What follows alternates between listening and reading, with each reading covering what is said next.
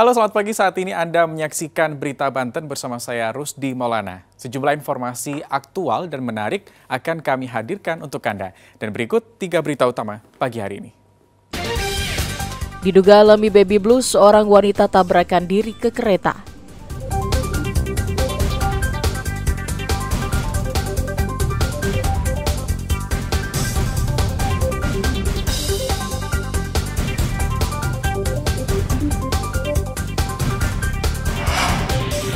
Awal tahun harga cabai terus meroket, pembeli pasrah.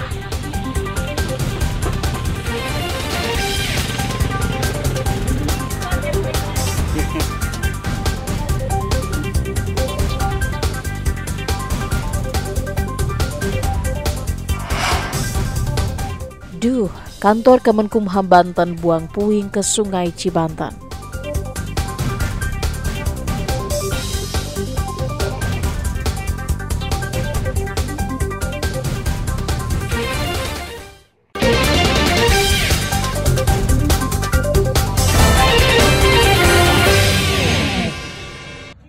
Seorang perempuan diduga mengalami depresi, sengaja menabrakkan diri ke kereta penumpang yang melaju dari arah Rangkas Bitung menuju Merak. Peristiwa ini terjadi di perlintasan Ketileng, Kota Cilegon, Rabu kemarin. Korban berinisial L tewas di lokasi kejadian dengan kondisi yang cukup mengenaskan. Menurut warga, korban datang ke salah satu masjid tidak jauh dari TKP. Tidak berselang lama, korban meninggalkan sepeda motor miliknya dan duduk berdiam diri di rel kereta api. Meskipun sudah diperingatkan oleh warga, korban tetap mengabaikan dan tetap duduk di pinggir rel meski jarak kereta sudah sangat dekat. Berdasarkan informasi, korban diduga mengalami baby blues atau gangguan psikologis yang biasa dialami perempuan setelah melahirkan. Ya, dari pagi udah mondar-mandir di sini, mondar-mandir di jalan, nunggu sepi kali. Kalau dari pagi itu udah orang udah curiga, cuman nggak ngomong ini. Cuman dia pas di sini tuh cerita, saya ada di sini, motor di sini, ngabarin ya ke keluarganya. Disuruh kejadian anaknya, keluarganya langsung ke sini. Karena ngasih tahu bahasa ada di sini, ada di lokasi. Emang udah dicari-cari, udah ada niat. Setelah kejadian, polisi yang datang ke lokasi langsung melakukan olah TKP, sedangkan jenazah dibawa ke rumah sakit guna keperluan identifikasi. Namun polisi belum mau memberikan keterangan kepada awak media. Ariel Maranus dan Rico Alfredo melaporkan dari Kota Cilegon. Memasuki awal tahun 2024, harga sejumlah kebutuhan pokok masih tinggi. Seperti terpantau di pasar tradisional Banjarsari, Kecamatan Cikande, Kabupaten Serang, kenaikan harga masih terjadi pada sejumlah komoditas sayur mayur dan bumbu dapur. Cabai rawit merah misalnya, meski sempat turun di harga Rp80.000 per kilogram, saat ini harga cabai rawit merah kembali naik ke harga Rp100.000 per kilogram.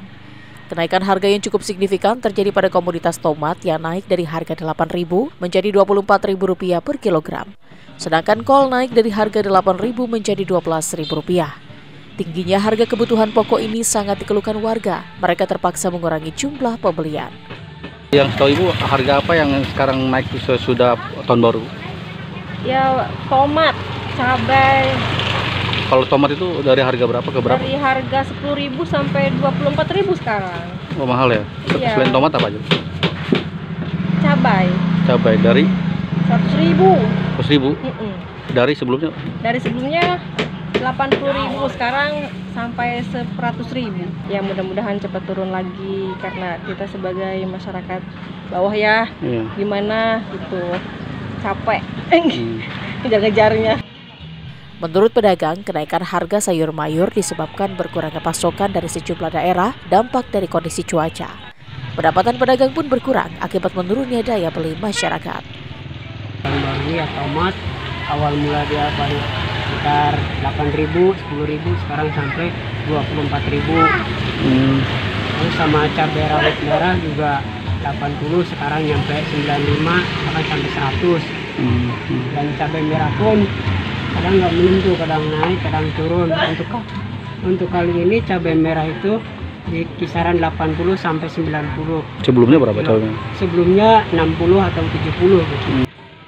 Pedagang dan konsumen pun berharap agar harga bisa kembali turun agar daya beli masyarakat bisa kembali normal. Ariel Maranus dan Ahmad Sayuti melaporkan dari Kabupaten Serang.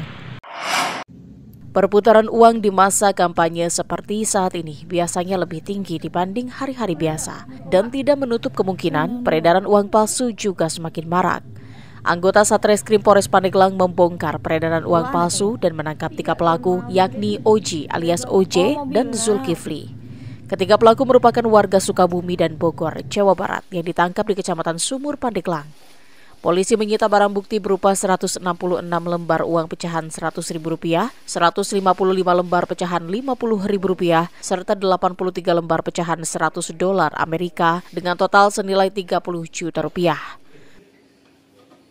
Tadi malam kami sudah menerima 3 tersangka, ya untuk sementara 3 tersangka yang kemungkinan kami akan melakukan pengembangan lagi. Karena ini kami belum menemukan pelaku utama. Kenapa kami limpahkan ke Polres? Karena tersangka ini, ya diduga tersangka ini berdomisili di luar Pandeglang.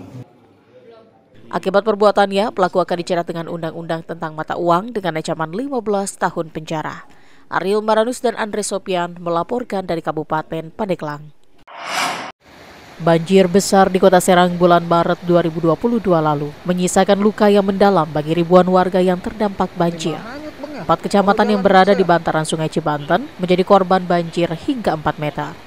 Sungai Cibanten yang membelah Kota Serang menjadi momok menakutkan saat hujan tiba.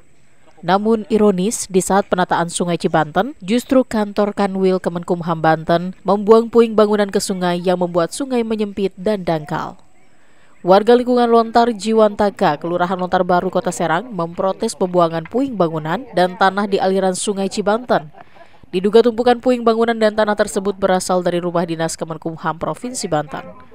Tumpukan tanah dan puing bangunan tersebut diketahui warga sudah hampir sebulan berada di aliran Sungai Cibanten. Permasalahannya gini, waktu datang banjir musibah dari alam juga, kita yang membersihin puing-puingnya. Sekarang setelah ada pembangunan dari HAM, ini ngebuang puing ini asal aja. Sedangkan tanah juga kali ini menyempit. Ini efek sampingnya ini ke masyarakat yang terdekat. Bisa banjir, kebanjiran. Terus yang ke lain juga bisa kebanjiran. Nah, sedangkan saya ke sana 2 kali nggak ada tanggapan. Gimana caranya memperbaiki ini supaya air lancar lagi, lebar lagi. Itu nggak ditanggapin.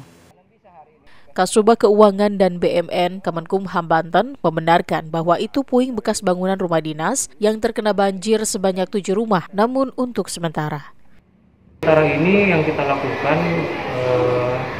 berupa yaitu penanaman tumbuhan yang nantinya akan bisa mengikat tanah yang ada di bibir sungai, kemudian penancapan beberapa bambu terutuk mungkin istilahnya untuk mengikat tanah itu supaya tidak terjadi penyempitan di bibir sungai.